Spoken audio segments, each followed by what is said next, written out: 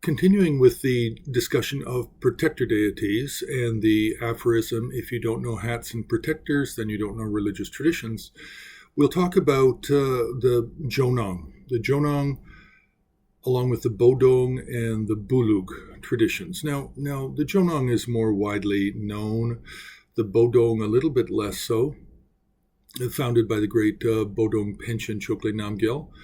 And the Bulug is the tradition really of Bhutan Tamchi Khenpa Rinchen Drup of Shalu Monastery.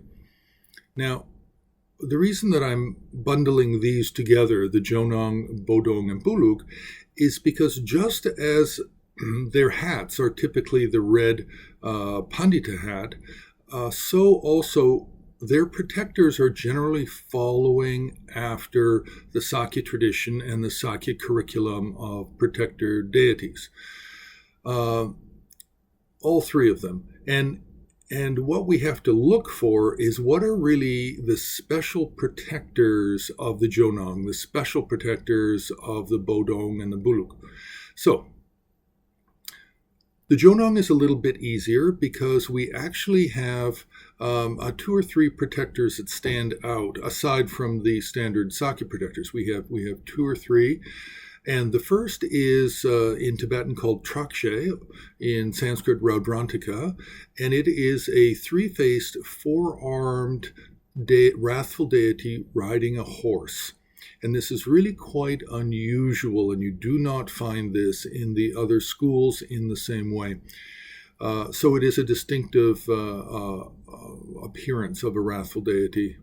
Now, the other, which is quite common, is the Vajra Vega of the Kala Chakra tradition. So this is Vajra Vega or Dorje Shuk in Tibetan, not to be confused with the controversial, with a similar name, controversial protector. But Vajra Vega belongs to the Kala Chakra cycle of practice, and Kala Chakra is like one of the three main tantric cycles of the Jonangpa, so it's quite understandable that it would be there.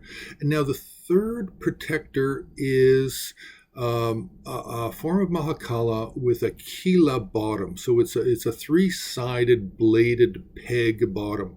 And this is a form of Panjanata Mahakala. And this is also found with the painted compositions of the Jonang. Now, for the Bulug, the Shalu Monastery tradition, the most important deity, aside from the standard protector deities, is Dorje Rabtenma, and she is a form of Sri Devi, one-faced, two-armed, often maroon in color.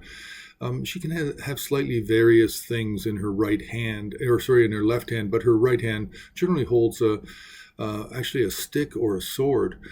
Now, also, with Shalu Monastery and its branch monasteries, Vaishravana riding a lion is commonly found, as well as the special form of Tseringma, the Shalu Tseringma, not to be confused with the Kagyu Tseringma and the Longchen Nintik Tseringma. It's a different Tseringma.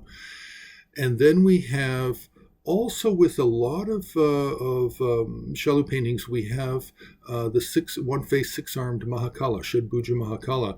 And this is because of a close relationship with some Shangpa Kagyu abbots and Shalu Monastery, and an exchange of abbots between.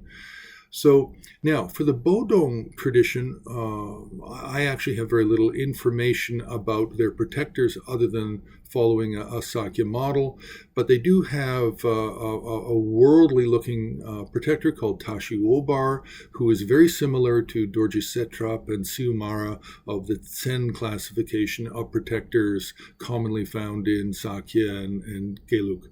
So this is just a very quick overview of the Jonang, Bodong, and Bulug tradition protectors.